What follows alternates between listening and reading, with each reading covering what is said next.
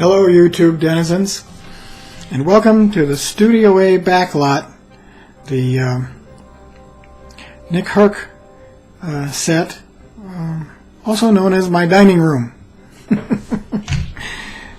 I don't plan to make a making of video for every little comedy video I do, but I thought there were some interesting points that I might that others might find interesting. So let me start out by saying that my original idea for Nick Herk was that he would be in a dusty old office with Venetian blinds on the windows and brass fans hanging from the ceiling, and maybe some of those nice beaded glass walls and things like that, like we see in the old detective movies. But then I found out just how difficult it is to make something like this.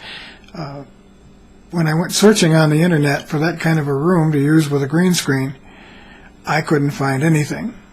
Rather than letting it deter me, I decided that I'd try to shoot it right here in the dining room, and we've got wallpaper, wainscot, and a table that I could pretend was a desk. But I thought that in order to achieve the effects of that kind of office, between the sound effects and the lighting effects, I could probably somehow manage it. So what you didn't see in the film was the microphone was sitting off to the side on the corner of the table.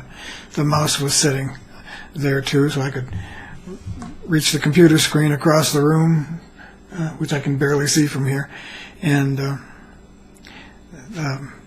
there were a few other cute little tricks. Let me show you them.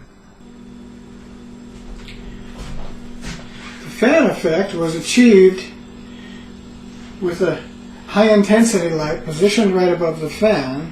Now the fan hums rather noisily as you slow it down, and I wanted the fan to be slow for a nice fan shadow effect. And as you see, it hums a little more, but now it's coasting with the fan off. So you might notice in the video that the fan slows down and eventually stops. They tell you to kneel, they tell you to sit, they tell you to stand, they turn you into a mechanical robot. The bright sun in the morning effect through the Venetian blinds was achieved by leaving the windows blocked off and shining a 500-watt halogen light hanging off a cupboard through a lattice that I built and stuck to a post. Kind of a crude thing, but it worked. When I first started making Nick Herk, the first scene that I made was the one with the bright lights through Venetian blinds. I got that in the can and went out to Wendy's for lunch. And as I was sitting there, eating and reading, as I usually do, I was reading this book by Peter Boghossian, Manual for Creating Atheists, and he quotes on page 18 in his notes, he quotes Stephen Brutus, who gave a graduation speech for the Art Institute of Portland. And it's about street epistemology, or what you might call atheist street smarts. Let me read you a little of this speech, which kind of freaked me out, having made the first scene of a detective video.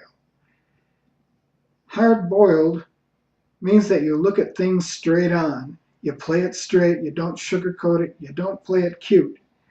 You don't pull your punches. You look at the cold, hard truth. You lay things out, truthfully. That's your healthy skepticism. You become the investigator. You have to be your own private investigator, the detective. So you better learn how to handle yourself. Yeah, when I read that, I just about fell out of my chair. I looked around on the internet for trench coats and things like that. hats. And then I thought, maybe I've got some things around here that'll work. I wound up with a little Stetson here that I've had for a long time, hardly ever wear. And here's the Nick suit. It's an old jacket I inherited from my dad. I think he used it to go fishing in because it was pretty bad shape when I got it. And I should point out something about myself, a little personal note. I never wear suits. All my suits and white shirts and ties and things like that are from many decades ago when I used to wear them to family funerals or something. But for me, a t-shirt, jeans, I'm very comfortable, and that's all I ever wear. I have no reason to wear suits anywhere. So when I dress up in a suit, it's a costume, folks. The Lola wig, Lola was an interesting character. I used voice changing software for the voice. It didn't sound quite as good as I had hoped. It still was a bit mechanical. Lola had a coat hanger bent and stuck down my neck, and a female jacket over the top of it in an attempt to raise the points on the shoulders. I think all I did was make Lola look like she didn't have a neck. I chose the white wig. I've got more than one wig that I can use for costumes, but Lola didn't get much of a part anyway. The phone, the phone is something I whittled on my lathe. The bottom part is particle board, and the handset and so forth were all just whittled from various pieces of old dry wood. Nothing too fancy, but a coat hanger. Looks real, sorta. Droopy strings to match the old phone cords. Took me about a day to do that one. But it made an interesting prop.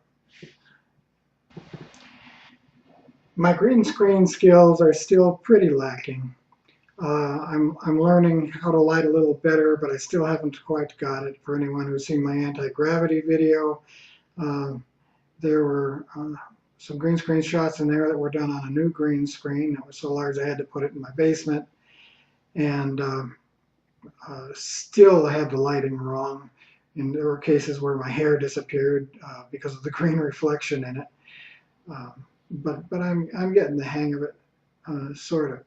The biggest flaw in the Nick Herk video was that it was completely unscripted. The only script was in my head, and I'd gone over it in my head so many times, I just thought it would be easy. And yet there were lines that got left out, bits and pieces that I had to squeeze together because of the way I produced the movie. The very first scene was the one with the bright sunlight. I had about a 10-day growth of beard. I wanted Nick to look really rocky after that big shot of iced tea. Yeah, that was just iced tea in the bottle. The smoking scene was rather funny. I had a whole bunch of old Zippo lighters laying around, and I don't know what I did with them. I don't know if I still have them. Couldn't find them. Wound up spending $12 for a brand new one so I could do that stupid little scene. And you might notice there's a point in time where I just lay the alleged cigarette down on the folders, and it doesn't burn anything because it was a breadstick. I don't smoke. I don't drink much anymore, and frankly, it was fun faking it. I had a lot of fun making the video. For all you budding videographers out there, I just wanted you to see some of the pitfalls in making some sort of a big production on a budget. The software I use for recording is CyberLink's Power Director 11, and it's very full functional. It's very good software, and the reason I got it is because it's cheap compared to others. I think we're up to version 13 now, and it's a little more expensive, but this one wasn't too bad. And as you can see, it's full of lots of little things, and as it loads up, I found out that the quad-core computer with 4 gigs of RAM was a little bit slow for video software. You need a good computer to do this kind of stuff, but it was still working fine. I would very much like to thank the people who make video making easier by uploading such things as music and sound effects and noises and screams and everything else that you need to make a video. Freesound.org is a great resource with thousands and thousands of people uploading files. And also people like Kevin MacLeod, who provide music that's very cinematic in nature and can be used for these sorts of productions. You folks make our job a whole lot easier. And I'd also like to thank all the people who are promoting my videos. You know who you are. And actually, I'm not exactly big stuff yet, but if I ever get there, it'll be because of you. Thanks so much for watching.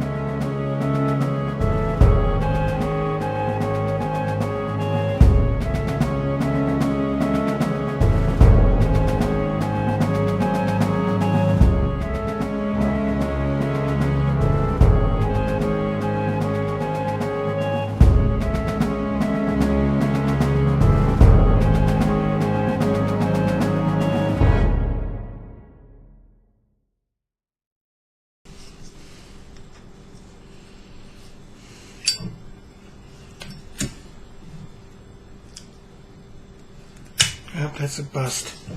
No fan.